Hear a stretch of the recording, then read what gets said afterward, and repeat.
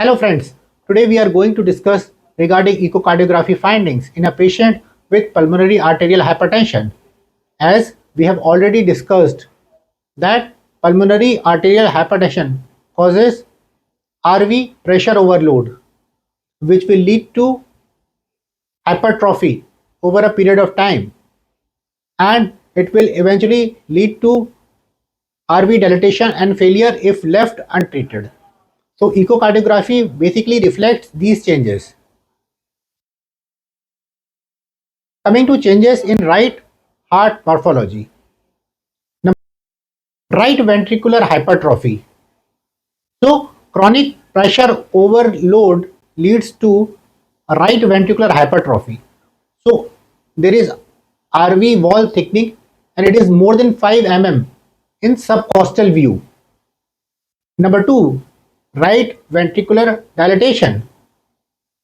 So RV diameter is more than 41 centimeter square, that is basal diameter of RV in apical 4 chamber view. And there is D-shaped LV due to increase in RV size more than that of LV during systole.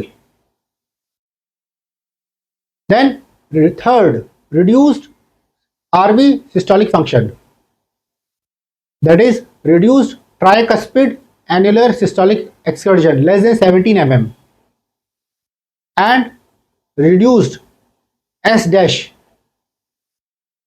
tissue Doppler velocity at tricuspid annulus less than 9.5 centimeter per second. Then changes in interventricular septum. So there is flattening of interventricular septum, that is D-shaped LV in systole in parasternal short axis view. It is due to pressure overload. Changes in pulmonary artery diameter, that is main pulmonary artery diameter more than 25 mm in short axis view.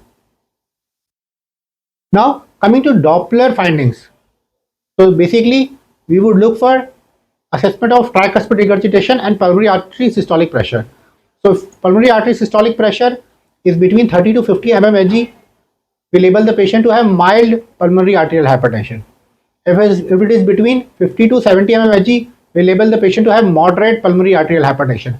And if it is more than 70 mmHg, we label the patient to have severe pulmonary arterial hypertension. And we also calculate TR jet velocity.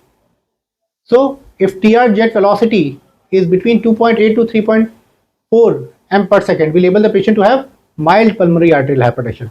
If TR jet velocity is between 3.4 to 3.9 m per second, we label the patient to have moderate pulmonary arterial hypertension. If it is more than 4 m per second, then we label the patient to have severe pulmonary arterial hypertension. Thank you.